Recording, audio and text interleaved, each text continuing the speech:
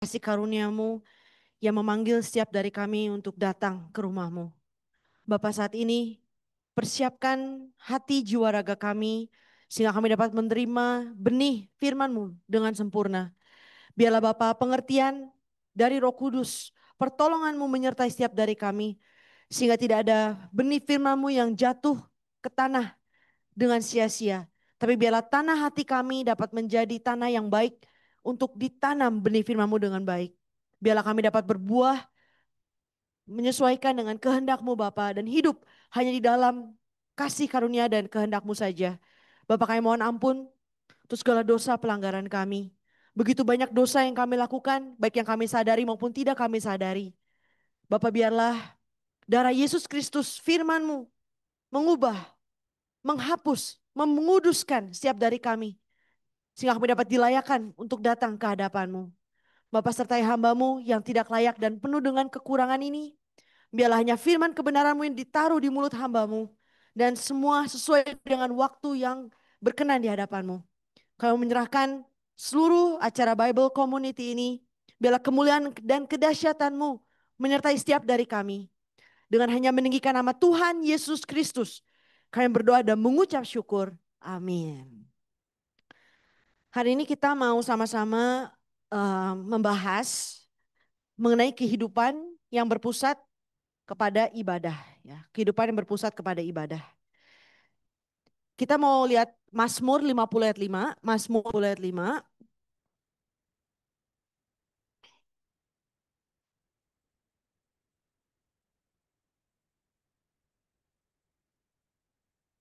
Kita mau baca bersama ya. 1, 2, 3. Bawalah kemari orang-orang yang kukasihi, yang mengikat perjanjian dengan aku berdasarkan korban sembelihan. Manusia hidup di dalam lingkupan waktu yang terbatas. Ketika waktu itu berlalu, semua itu tidak dapat kembali lagi. Ini seumpama air yang mengalir ke sebuah ember. Dan kita hanya bisa mengambil sebatas yang dapat kita ambil. Demikianlah hanya waktu yang digunakan untuk kehidupan iman yang menjadi waktu yang bermakna bagi Tuhan. Jadi segala waktu yang kita lakukan, jika itu tidak ada hubungannya dengan Tuhan, itu tidak berkenan dan tidak bermakna bagi Tuhan. Bagaimanakah kalau begitu cara paling bermakna untuk menjalani kehidupan kita semua? Bagi orang percaya, waktu yang paling berharga adalah ibadah. Ibadah adalah hal yang paling mendasar, yang paling penting dalam kehidupan jemaat kudus. Kita mau lihat bersama Wahyu 4, 8-11. Wahyu 4, 8-11. Kita mau baca 1, 2, 3. Dan keempat makhluk itu masing-masing bersayap 6, sekelilingnya dan di sebelah dalamnya penuh dengan mata. Dan dengan tidak berhenti-hentinya mereka berseru siang dan malam, Kudus, Kudus, Kuduslah Tuhan Allah yang Maha Kuasa, yang sudah ada dan yang akan datang.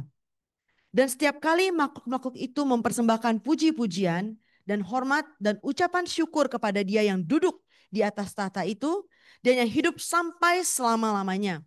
Maka tersungkurlah ke-24 tua-tua itu di hadapan Dia yang duduk di atas tahta itu. Dan mereka menyembah Dia yang hidup sampai selama-lamanya. Dan mereka melemparkan mahkotanya di hadapan Dia. Tuhan dan Allah kami, Engkau layak menerima puji-pujian dan hormat dan kuasa. Sebab Engkau telah menciptakan segala sesuatu dan oleh karena kehendak-Mu semuanya itu ada dan diciptakan.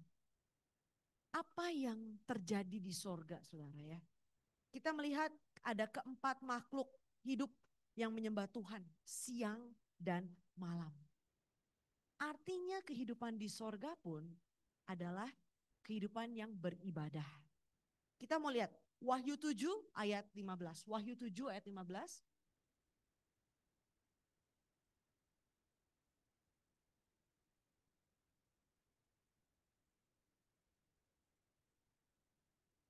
1, 2, 3. Karena itu mereka berdiri di hadapan tahta Allah dan melayani Dia siang malam di bait sucinya. Dan Ia yang duduk di atas tahta itu akan membentangkan kemahnya di atas mereka. Jadi setiap saat siang dan malam dikatakan. Dikatakan di sorga apa yang dilakukan? Beribadah. Kalau begitu, jika di sorga adalah kehidupan yang utamanya adalah ibadah, kalau begitu apa dong hal yang paling penting yang harus dilakukan di bumi, saudara? Beribadah. Dan tidak hanya, jadi mulai dari bumi sampai nanti ke sorga, ini terus dilakukan selamanya. Selamanya. Jadi kalau kita dari bumi udah gak suka ibadah, gimana di sorga, saudara? Nanti kita bahas maksudnya di sorga kehidupan beribadah itu seperti apa. Melalui ibadah, manusia dapat memuliakan Tuhan. Terus menerus. Dari kehidupan sekarang sampai nanti yang akan datang. Ibadah menghubungkan dunia sebelum jatuh, dunia setelah kejatuhan, dan juga sejarah penebusan Tuhan. Ibadah adalah jalur atau jalan untuk membuat kita mendekat kepada Tuhan. Sebelum jatuh, Adam pun beribadah kepada Tuhan di Taman Eden. Bagaimana kita bisa tahu? Di Kejadian 2 ayat 15 dikatakan seperti ini. Tuhan Allah mengambil manusia itu dan menempatkannya dalam Taman Eden untuk mengusahakan dan memelihara taman itu. Dikatakan di Kejadian 2 ayat 15 ini adalah sebelum kejatuhan. Dikatakan Tuhan menaruh Adam di Taman Eden lalu memberikan perintah kepada Adam untuk melakukan dua hal, yaitu memelihara, mengusahakan dan memelihara atau menjaga Taman Eden. Eden artinya sukacita, kesukaan, hati yang bersukacita. Sekali lagi, Eden artinya sukacita, kesukaan, hati yang bersukacita. Maka tugas dari Adam sebenarnya adalah menjaga dan memelihara hatinya. Dalam bahasa Ibrani, kata mengusahakan adalah abad. Abad. Kata ini memiliki konteks arti yang lebih dalam dari hanya mengusahakan. Tapi berarti beribadah dan melayani. To serve and worship. Maka artinya Adam hidup beribadah di Taman Eden. Ini adalah pusat kehidupan Adam, beribadah di Taman Eden.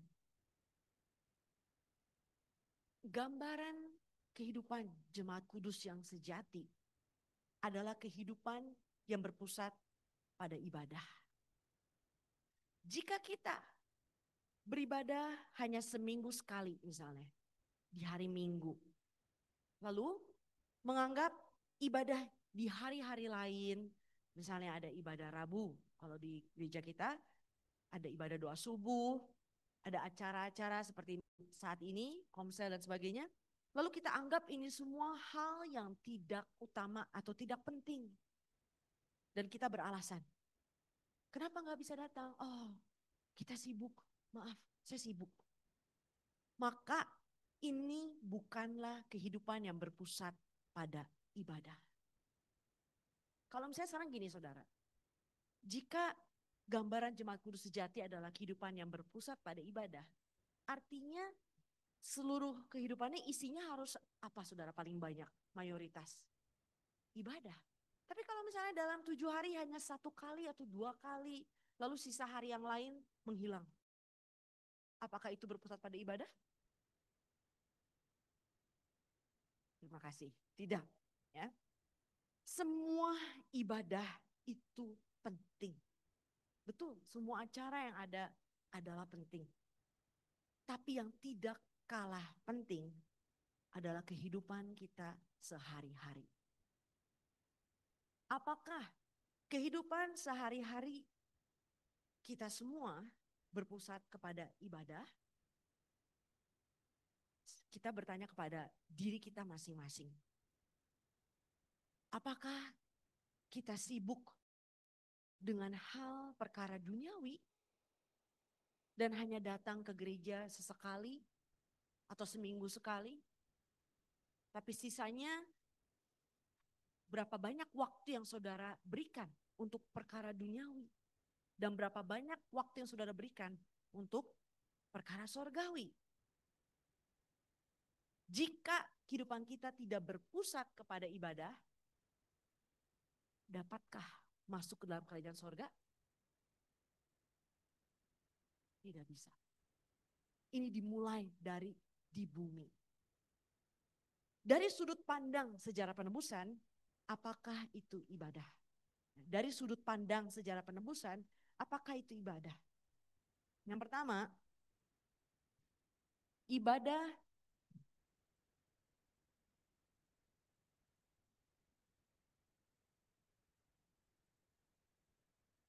yang resmi, ini kenapa ya? Spidolnya tipis sekali.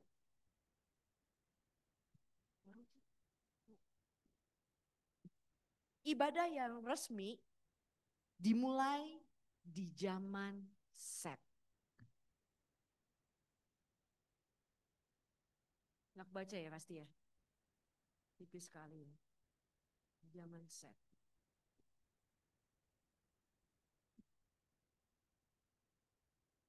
Set, anak ketiga dari Adam. Kain, Habel, Set. Ya. Alkitab mencatat bahwa ibadah yang resmi atau formal dimulai di zaman siapa? Sekali lagi. Set. How do we know? Kita mau lihat Kejadian 4 ayat 26.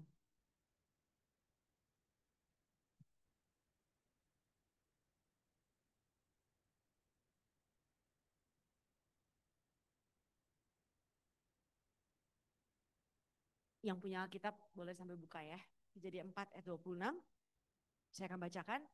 Lahirlah seorang anak laki-laki bagi Set juga. Dan anak itu dinamainya Enosh. Waktu itulah orang mulai memanggil nama Tuhan. Ada orang berpendapat bahwa ibadah resmi dimulai di zaman Enosh. Ya. Tapi kalau kita perhatikan dengan seksama, ini dimulai di zaman Set. Kata waktu itulah di Kejadian 4 ayat 26, ini menunjuk kepada zaman ketika Set memperanakan Enosh. Jadi kalau gitu dimulai di zaman siapa sekali lagi? Set. Ya, di saat Set mempunyai anak Enos, mereka mulai beribadah secara resmi dan formal. Lalu dikatakan orang mulai memanggil nama Tuhan. Orang mulai memanggil nama Tuhan. Ini artinya ibadah yang formal. Orang-orang berkumpul secara formal seperti kita hari ini di gereja, memanggil nama Tuhan atau beribadah. Roma 10 ayat 13. Roma 10 ayat 13. Mungkin ada yang volunteer mau baca Roma 10 ayat 13. Yang membaca di Alkitab di Wahyu 1 ayat 3 diberkati saudara. Dia harus ya. Langsung. Jadi dikatakan siapa yang berseru kepada nama Tuhan akan, saudara mau selamat gak? Masuk ke dalam kerajaan sorga. Beribadah saudara. Kuncinya adalah ibadah. Utamakan ibadah. Jadikan hal yang paling agung, hal yang paling terutama, hal yang paling tinggi. Sebelum Enos lahir, orang-orang beribadahnya secara pribadi di rumah masing-masing gitu ya. Namun di zaman Set saat Enos lahir, bermulailah ibadah formal, berkumpul bersama di satu tempat. Apa yang menjadi perubahan, penyebab dari perubahan ini? Dari ibadah yang bersifat secara pribadi di rumah masing-masing, jadi ibadah formal seperti kita hari ini di gereja. Kita bisa melihat dari arti nama Enosh. Artinya apa? Pasti sudah sering dengar. Manusia yang lemah, rapuh, betul, fragile, rapuh. Siapa di sini akan menamakan anaknya si lemah, si rapuh? Saudara akan menamakan anak saudara seperti itu? Atau si gampang sakit gitu kan, nggak mungkin kan? Jadi ini menunjukkan pengakuan iman dari Seth, bahwa orang-orang manusia setelah jatuh tidak bisa menyelamatkan dirinya sendiri. Bahkan tidak bisa menyembuhkan dirinya sendiri. Tidak bisa mengalahkan dosa dan dunia.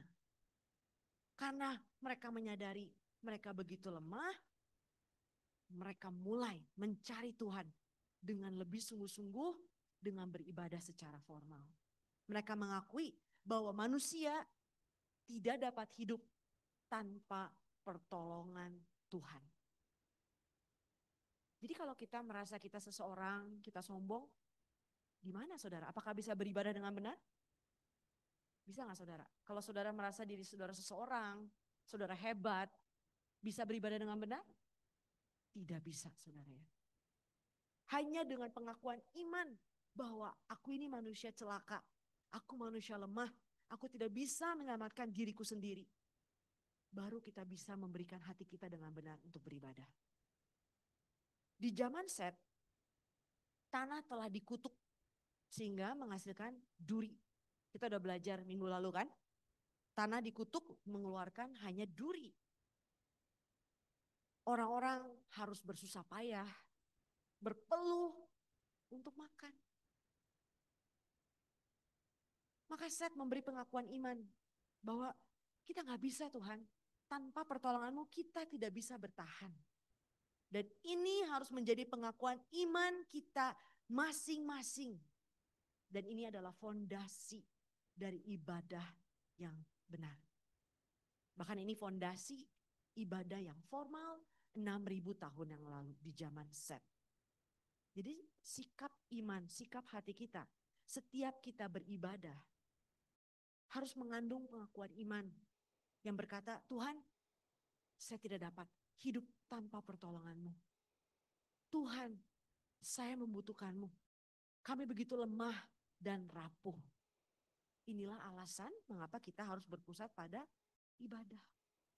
Orang yang merasa hebat, orang yang merasa sudah kuat, tidak akan datang kepada Tuhan. Tidak akan datang beribadah ke gereja. Karena sudah merasa baik-baik saja. Tidak akan baca Alkitab, tidak akan berdoa karena tidak merasa butuh pertolongan, saudara. Makanya dikatakan di Alkitab, apa itu awal dari kehancuran? Kesombongan. Merasa tidak butuh Tuhan, tidak butuh ibadah.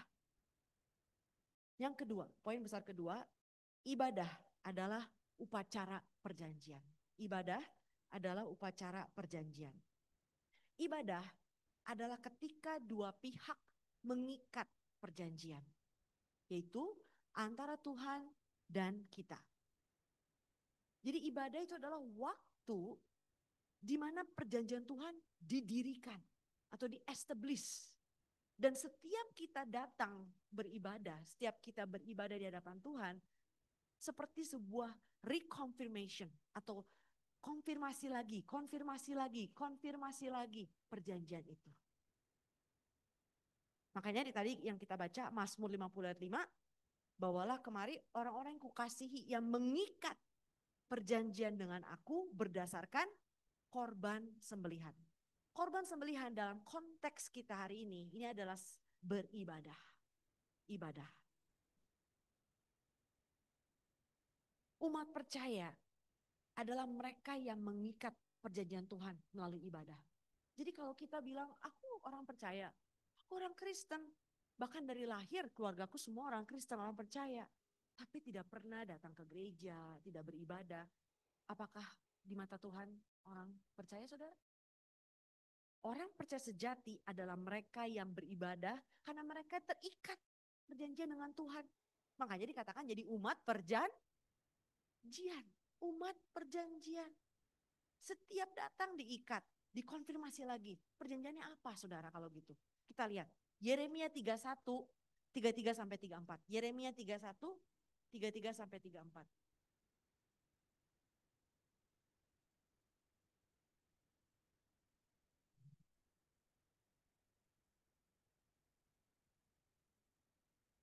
Ada yang mau volunteer lagi? Wahyu 1:3 diberkati loh saudara beneran.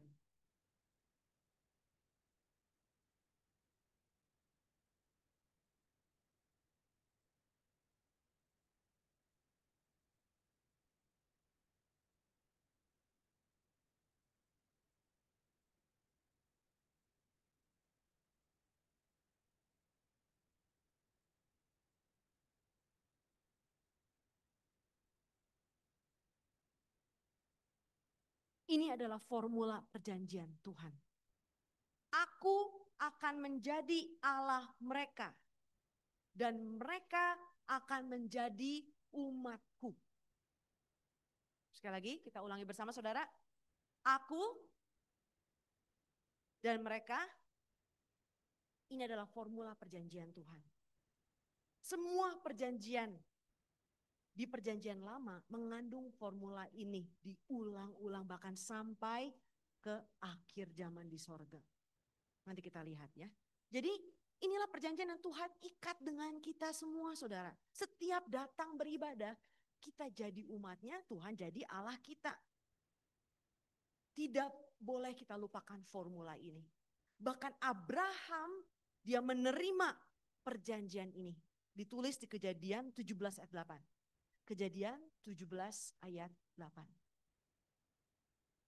Ini mau baca lagi?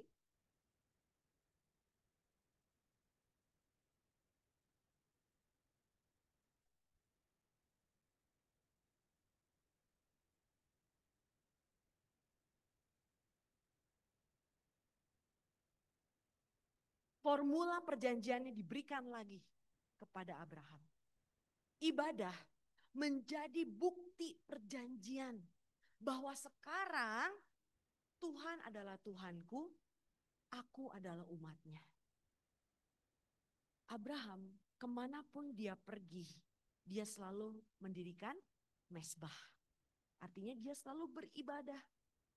Kehidupan Abraham berpusat pada ibadah. Referensi Kejadian 12, 7-8. Kejadian 12, 7-8. Demikian juga, kemanapun kita pergi, apapun yang kita perbuat, kita harus hidup berpusat pada ibadah. Dari matahari terbit sampai matahari terbenam. Pada akhirnya perjanjian yang sama, formula yang diterima oleh Abraham akan diterima umat kudus yang tersisa di akhir zaman. Mereka yang hidup berpusat kepada ibadah yang benar dan sejati. Kita lihat Wahyu 21 ayat 3. Formula perjanjian itu diberikan Tuhan lagi. Bahkan sampai di kerajaan sorga. Wahyu 21 ayat 3 kita baca bersama. 1, 2, 3.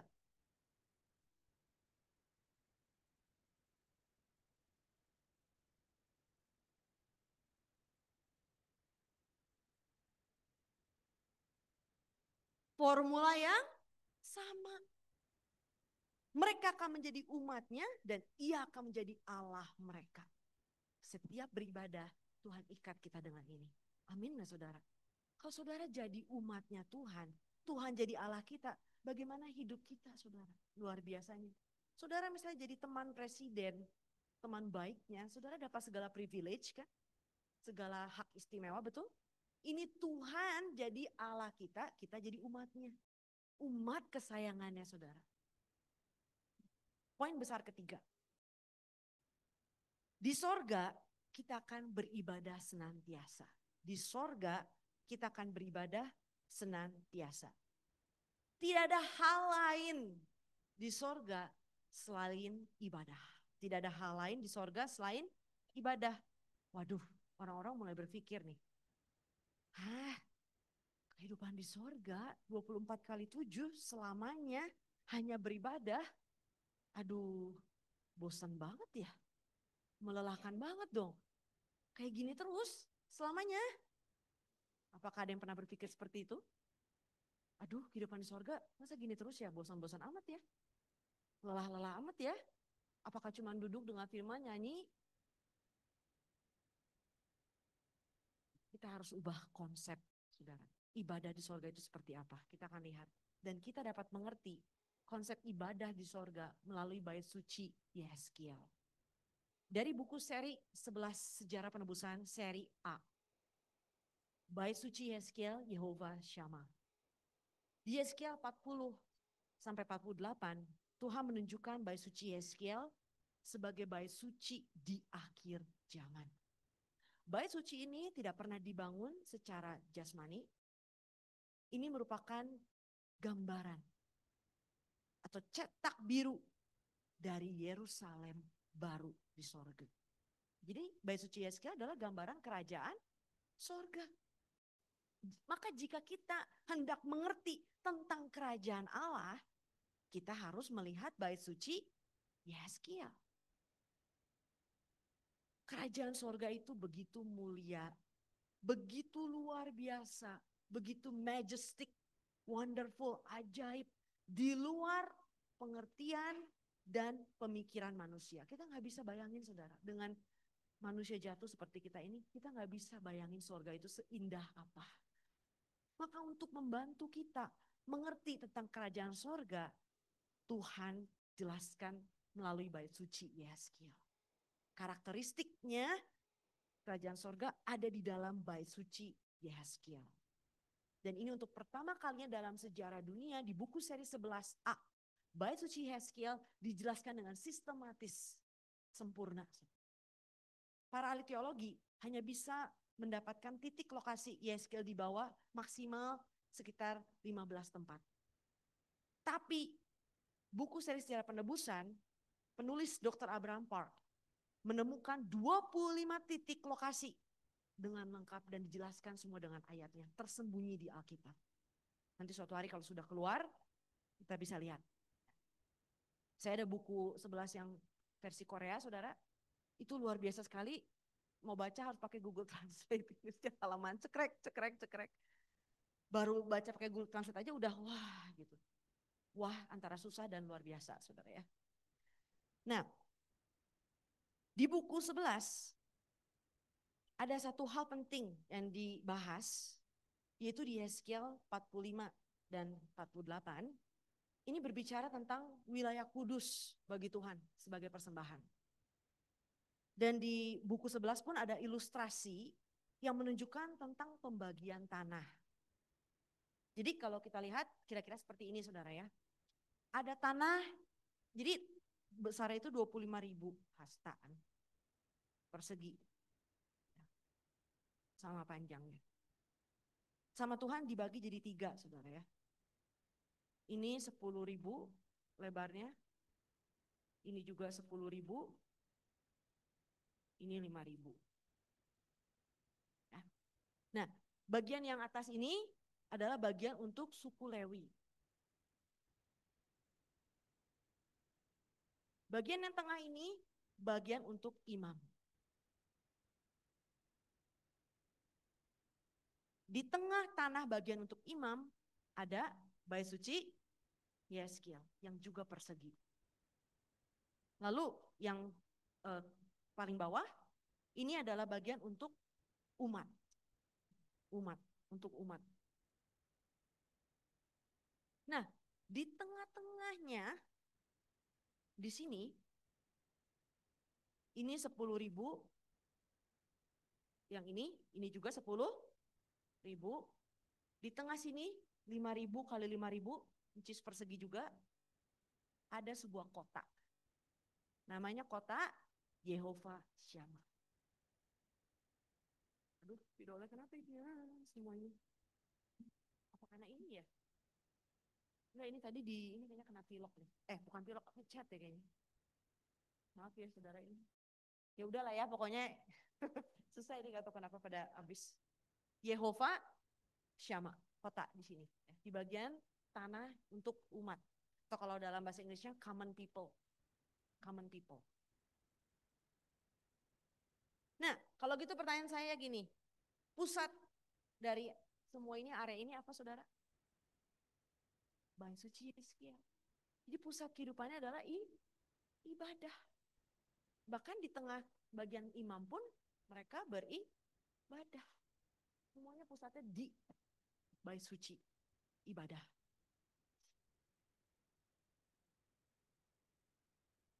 Ibadah menjadi pusat dari segala aspek kehidupan kita.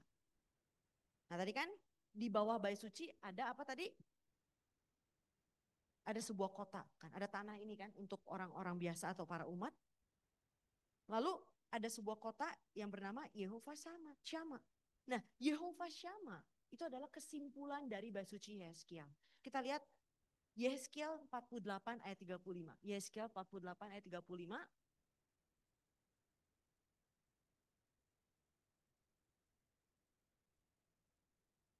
48 ayat 35. Satu, dua, tiga.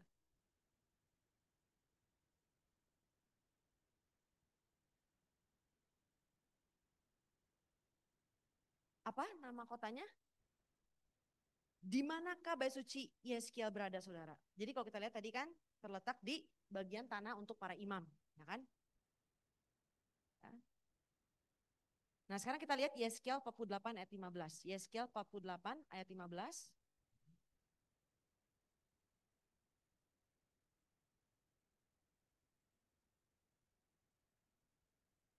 Boleh nih baca? Atau baca? Ya.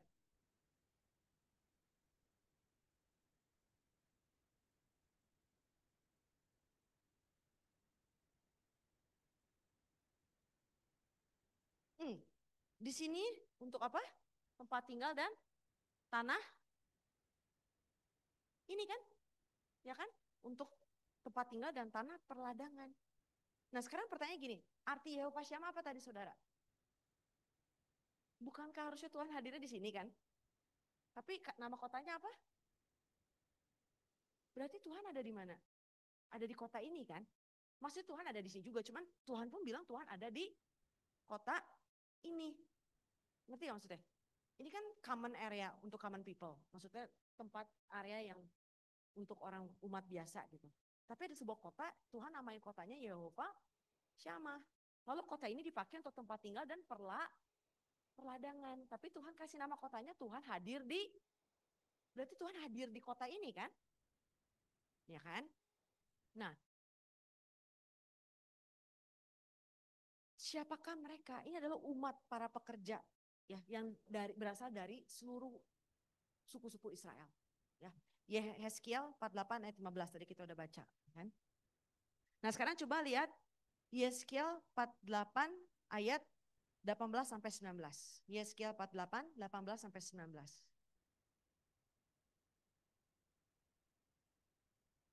Oke, satu, dua, tiga. Yang tertinggal dari panjangnya yang sejajar dengan persembahan khusus yang kudus itu adalah 10.000 hasta di sebelah timur, 10.000 hasta di sebelah barat, dan hasilnya ialah menjadi makanan untuk pekerja-pekerja di kota itu. 19. Pekerja-pekerja ini yang datang dari hmm. Jadi di sini ada ladang dan mereka dikatakan ngapain?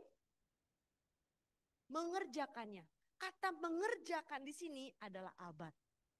Kata yang sama dipakai di Kejadian 2 ayat 15 di saat Adam mengusahakan tanah. Jadi saudara, kalau kita lihat orang-orang yang di kota ini adalah mereka yang mengusahakan tanah. Dan apa yang dihasilkan oleh tanah tersebut, oleh ladang tersebut, tanah tersebut menghasilkan semua kebutuhan untuk ibadah. Apa tadi arti kata abad sekali lagi? Ibadah, mengusahakan ibadah dan melayani. Jadi saudara, kalau kita lihat dari bait suci Yeskiel, ibadah itu bukan hanya perkumpulan orang-orang secara bersama memuji, menyembah saja.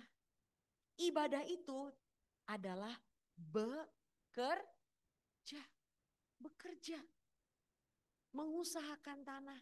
Itu adalah ibadah.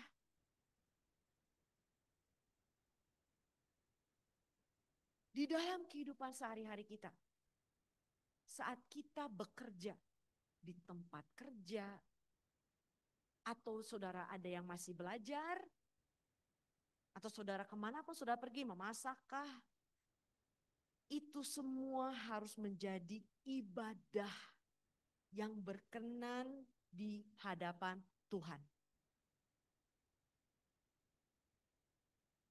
Jadi orang-orang yang ada di kota ini melakukan pekerjaan yang sama dengan yang Adam lakukan di Taman Eden. Ya gak? Kata abad kan sama, saudara. Melakukan pekerjaan yang sama yang Adam lakukan di Taman Eden. Bait suci Yeskiel menyimbolkan pemulihan Eden. Pemulihan Eden. Di Eden, di Yerusalem baru, yang kita lakukan adalah ibadah. Jadi saudara, pekerjaan apapun yang kita lakukan baik di bumi dan nanti di sorga adalah ibadah. Jadi maksudnya harus menjadi ibadah, saudara. Jadi di sorga, kan kita dikatakan akan memerintah bersama dengan Tuhan kan. Kalau memerintah artinya kan ada sebuah, kita jadi raja-raja kecil, saudara mengatur, ya kan. Memerintah namanya pemerintahan. Itu pun semua harus menjadi ibadah. Saudara bingung gak sih? Bingung gak? Enggak kan? Jadi maksudnya ibadah itu bukan cuma di bait suci berkumpul, memuji, menyembah. Kehidupan sehari-hari kita itu juga adalah ibadah di mata Tuhan. Makanya Tuhan bilang kota ini walaupun mereka bekerja mengusahakan tanah, Tuhan bilang mereka itu abad beribadah. Dan hasilnya adalah Yehova Shammah.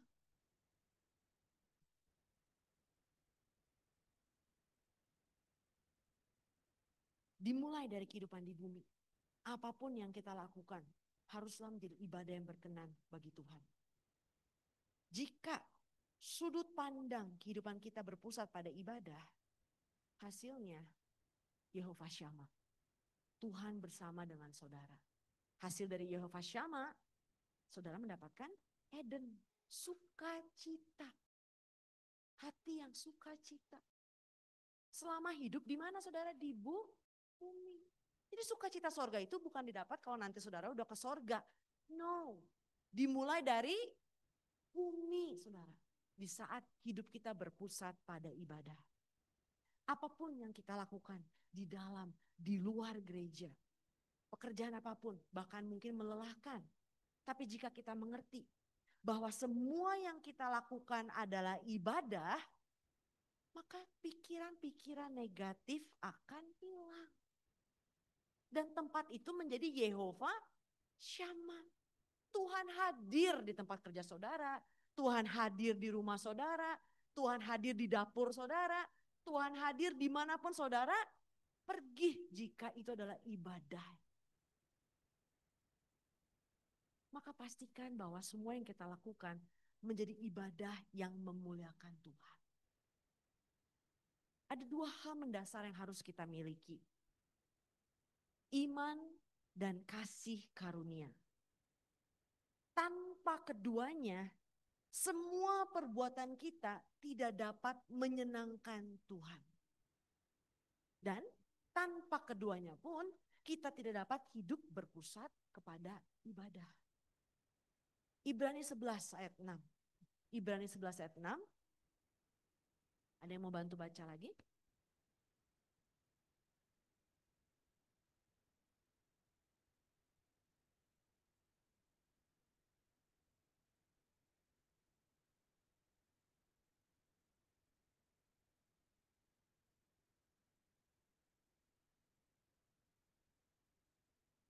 Tanpa iman tidak mungkin bisa berkenan. Berkenan di sini menyenangkan hati Tuhan. Lalu Titus 2, 11 sampai 12. Titus 2, 11 sampai 12. Kita baca bersama yang ini. 1, 2, 3. Karena kasih karunia Allah yang menyelamatkan semua manusia sudah nyata. Yang mendidik kita supaya kita meninggalkan kefasikan dan keinginan-keinginan duniawi. Dan supaya kita hidup bijaksana, adil dan beribadah di dalam dunia iman dan kasih karunia. Kesimpulan. Bagaimana kalau begitu kita dapat hidup berpusat kepada ibadah? Roma 11 ayat 36, ini kita baca bersama. Ini penting. Roma 11 ayat 36. 1, 2, 3. Sebab segala sesuatu adalah dari Dia dan oleh Dia dan kepada Dia. Bagi Dialah kemuliaan sampai selama-lamanya. Ayat ini mengajarkan kepada kita bahwa segala sesuatu itu dari Tuhan, oleh Tuhan, dan bagi Tuhan. Jadi kalau misalnya hidup kita berpusat kepada ibadah, segala aspek kehidupan kita harus memuliakan siapa saudara? Tuhan. Bahkan saat kita bekerja pun memuliakan Tuhan. Tapi jika kita dalam melayani, dalam bekerja, kemuliaannya buat diri sendiri, itu ibadah bukan saudara. Bahkan dalam melayani loh ya. Melayani berharap dipuji orang, dipandang orang. Itu semua adalah kita pernah belajar. Pelayanan yang berdasarkan apa? Ya, dan kata lainnya daging. Makanya hari ini nasi, apa namanya? Nasi apa? Namanya nasi apa? Bukannya ada lengko ya? Bukan. Oh, makanya namanya kita makan nasi tanpa daging. Kita mau belajar tidak kedagingan dari sayur-sayuran, saudara ya. Jadi, sekali lagi, pelayanan didasarkan daging, hawa nafsu, kesukaanku, apa yang memuaskan diriku, itu semua apakah berkenan untuk Tuhan, saudara? Apakah Tuhan hitung? Tidak. Sia-sia. Makanya Matius 7, 21 sampai 23. Ayo, ini ayat sering kita bacakan. Bukan mereka yang bernubuat demi nama Tuhan, melakukan mujizat demi nama Tuhan. Mereka semua itu tidak dikenal. Ini adalah peringatan untuk kita, saudara. Melayani Tuhan harus berdasarkan roh dan kebenaran, bukan daging. Bahkan ibadah kita pun dalam roh dan bukan hanya di gereja, saudara. Dalam kehidupan di luar pun dalam roh dan kebenaran. Segala sesuatu dilakukan dengan roh dan kebenaran, bukan daging kita lagi. Bekerja dengan baik. Karena di Alkitab dikatakan kan, bekerjalah seperti bekerja untuk siapa saudara? Tuhan, bukan untuk manusia kan. Walaupun ya secara hurufiah kan ada bosnya gitu, ada atasannya. Tapi kita bekerja untuk siapa sebenarnya? Tuhan. Memuliakan Tuhan.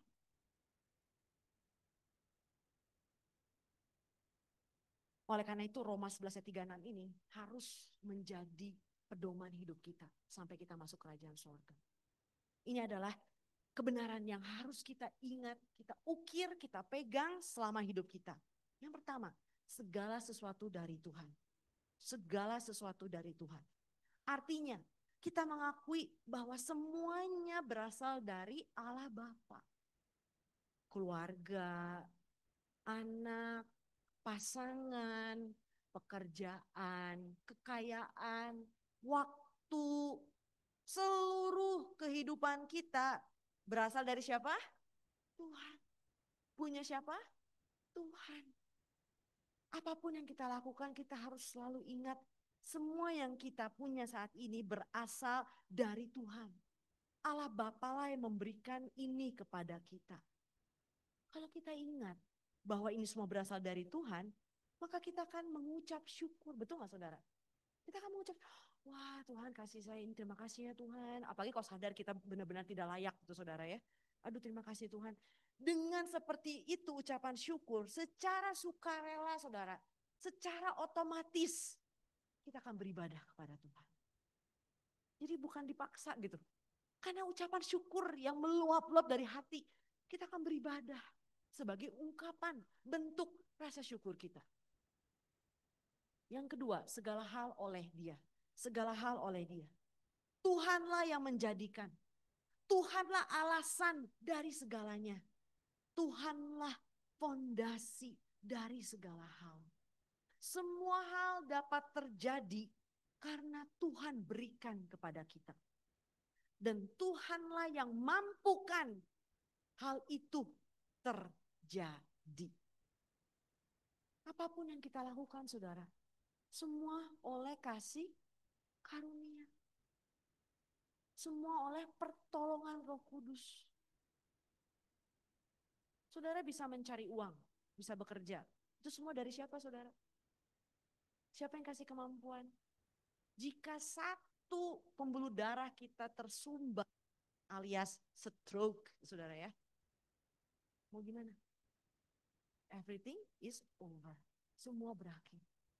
Jadi jangan pernah kita berbangga, oh aku pintar ini, aku begini, aku tuh ya paling ini. Itu semua tidak ada lagi, saudara. Semua kita bisa ini, bisa itu, Tuhan yang mampukan kita. Sehingga tidak ada orang yang bermegah untuk dirinya sendiri.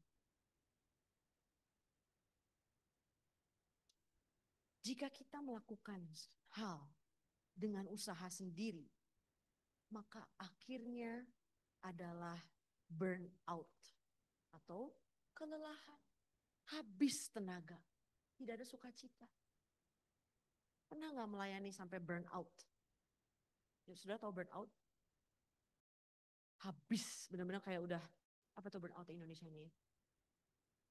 Capeknya tuh udah benar-benar sampai hancur kayak udah, pernah nggak pelayanan atau kelelahan ya, burnout?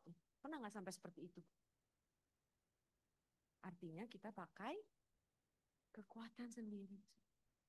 Makanya kalau udah pelayanan terus burnout atau kehidupan bergereja sampai burnout, artinya semua yang kita lakukan masih pakai diri kita, saudara. Makanya nggak ada kasih karunia-Nya, nggak ada pertolongan Roh Kudus. Nah kalau orang udah burnout, apa buahnya? Aduh pintar banget.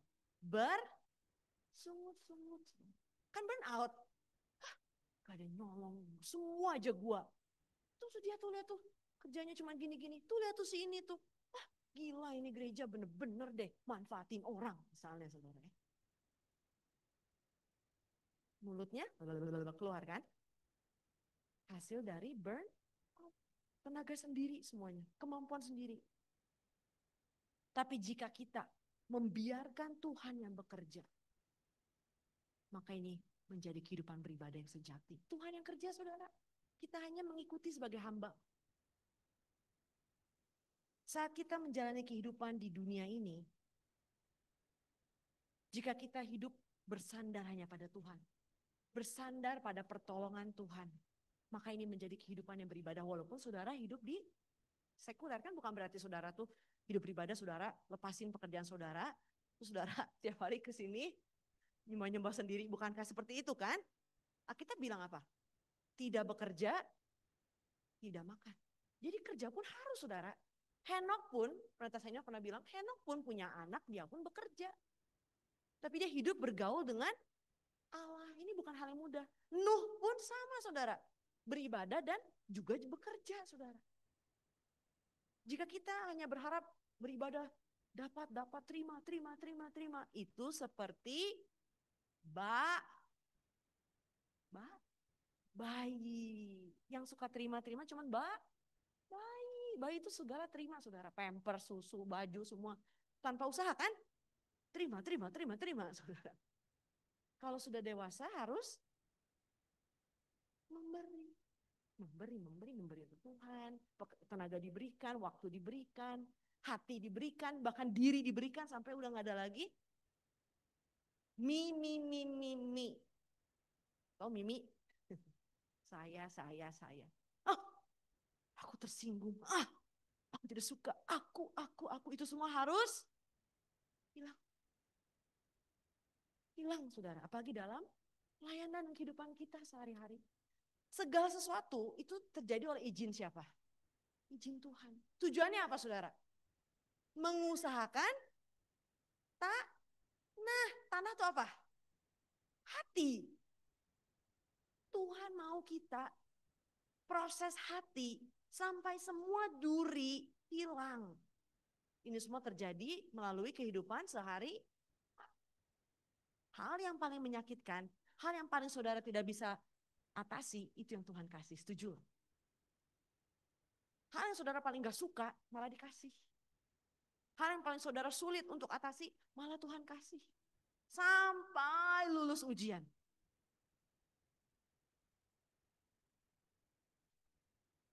Di gereja, saat kita melayani, membersihkan gereja, bahkan sampai ke toilet, berfellowship dengan sesama jemaat, menyediakan hidangan atau memasak, mencuci piring bahkan, biarlah semua dilakukan dengan kasih karunia dan kekuatan yang datang dari Roh Kudus. Yakobus berkata, orang diberkati oleh perbuatannya. Orang diberkati oleh perbuatannya. Kita lihat Yakobus 1 ayat 25. Yakobus 1 ayat 25.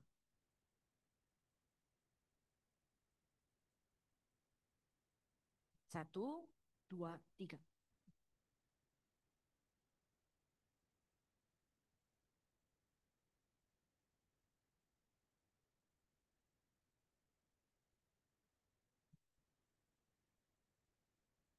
Dikatakan ia akan berbahagia oleh, kalau dalam bahasa terjemahan Inggris, this one will be blessed in what he does. Pendeta senior, Pendeta Abraham Park, pendiri gereja ini berkata, setiap kali beliau melihat jemaat kudus sedang bekerja, melayani di gereja, beliau berkata, saat ini kita bekerja untuk Tuhan, oleh Tuhan, maka berkat akan diberikan seperti salju yang turun. Jadi pekerjaan yang saudara lakukan, itu akan memberkati saudara. Yang dikatakan di Yakobus 1 ayat 25. Maka kita harus melakukan segala pekerjaan dan perbuatan hanya dengan iman. Sekali lagi, kalau pakai daging diberkati nggak saudara? Tidak, sia-sia. Dan jangan pernah melakukan dengan terpaksa. Peluh yang kita hasilkan adalah tetesan berkat yang akan kita terima kembali. Di saat kita memiliki pemikiran, kehendak, sikap hati yang mau bekerja melayani Tuhan dengan sungguh-sungguh, dengan tulus, dengan iman, di saat itulah berkat diturunkan. Ini yang dikatakan oleh pendeta senior. Tapi jika kita berpikir, aduh, aku harus datang ke gereja. Aduh, aku harus lakukan ini lagi. Sebenarnya gue gak mau datang. Tapi kalau gak datang orang bilang gue apa? Kan gue males deh sebenarnya. Tapi kan buat jaga muka aku harus datang. Berkenan gak untuk Tuhan saudara? Tidak. Semua sungut-sungut adalah sikap yang salah dan bukanlah ibadah yang berkenan di hadapan Tuhan. Jadi saat kita melayani Tuhan, melakukan apapun kita harus berkata, aku melakukan ini dengan pertolongan Tuhan. Maka hal tersebut akan menjadi berkat. Yang ketiga, bagi dia atau kepada dia segala kemuliaan. Bagi dia atau kepada dia segala kemuliaan. Semua yang kita lakukan harus memuliakan Allah. Seluruh hidup kita harus mengembalikan kemuliaan bagi Tuhan. Baik dalam pekerjaan, belajar, atau apapun itu semua harus memuliakan Tuhan. 1 Korintus 10:31, aku menjawab, jika engkau makan, atau jika engkau minum, atau jika engkau melakukan sesuatu yang lain, lakukanlah semuanya itu untuk kemuliaan Allah. Dengan pola pikir yang seperti demikian, biarlah kita menjalani seluruh kehidupan kita dengan berpusat kepada ibadah. Ikutin bersama-sama ya. Semua dari Tuhan. Semua oleh Tuhan. Semua bagi Tuhan. Amin. Dengan demikian, seluruh aspek tindakan kehidupan kita menjadi ibadah yang berkenan. Yaitu hidup yang berpusat pada ibadah. Jadi sekali lagi ibadah itu jangan salah kaprah cuma datang ke gereja, berdoa menyembah saudara. Kehidupan kita adalah semuanya ibadah. Mengusahakan tanah. Sebagai ayat penutup. Keluaran 23 ayat 25. Keluaran 23 kita mau baca bersama. Keluaran 23 ayat 25. 1, 2, 3. Tetapi kamu harus beribadah kepada Tuhan Allahmu. Maka ia akan memberkati roti makananmu dan air minumanmu. Dan aku akan menjauhkan penyakit. Ini janji Tuhan saudara. Jika kehidupan ibadah kita benar di hadapan Tuhan, saudara akan memakan buah berkat. Tapi jika ibadah kita adalah ibadah yang asing seperti Nadab dan Abihu, maka hasilnya adalah kutuk. kutukan Tuhan. Kutukan Tuhan. Gak ada yang berjalan dengan baik dalam kehidupannya. Bisnisnya gagal, gak lancar, stuck terus, keluarga berantakan, semuanya kacau balau saudara. Hubungan dengan sesama berantakan. Kenapa saudara? Karena, kenapa? Ininya yang tidak benar. Maka untuk memperbaiki semuanya harus memperbaiki apa dulu? Kehidupan beribadah. Beribadahlah dalam roh dan kebenaran. Jika tidak, semuanya akan hancur. Akan hancur saudara, pada akhirnya binasa. Makanya pendeta senior selalu berkata, bukan hanya hari Minggu saudara, tapi ibadah, terutama untuk hari Tuhan, itu bagaikan kancing pertama di kemeja. Jika kancing pertama kita sudah salah, maka seluruh minggu itu akan kacau berantakan. Salah itu apa? Oh enggak, gue datang ke gereja kok, gue hadir. Tapi hatinya kan Tuhan lihat saudara. Ada enggak hatinya di situ? Apakah memakai daging ibadahnya?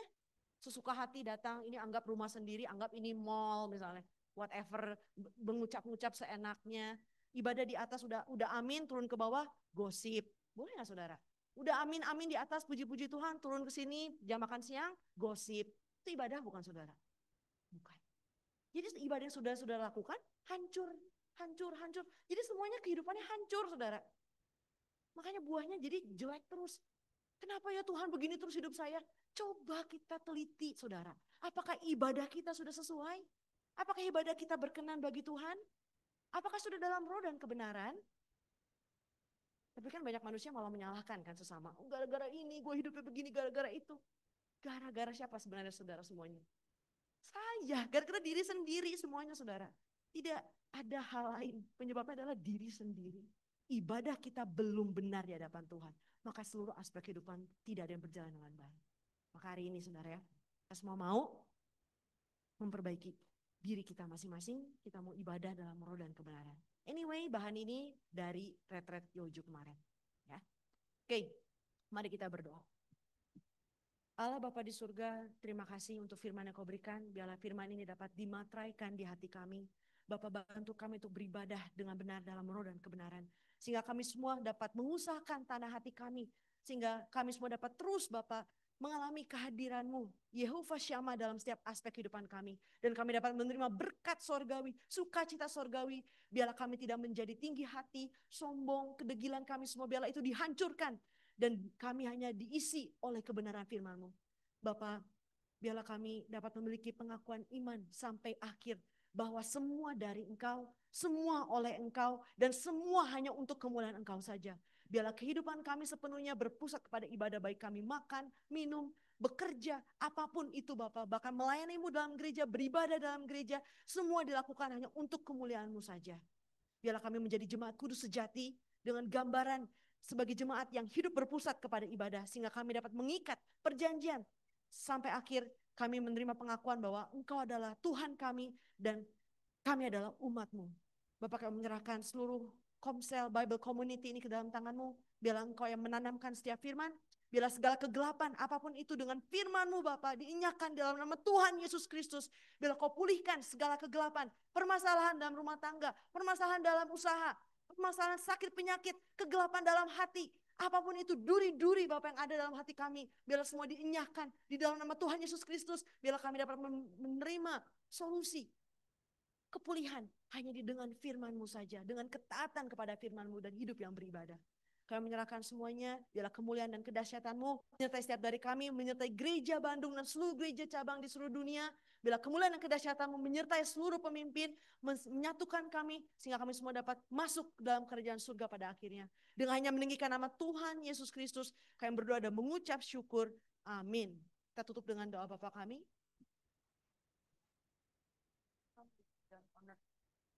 Kita sudah jadi berada. Lead us not into temptation, but deliver us from evil. For thine is kingdom, power, glory, forever.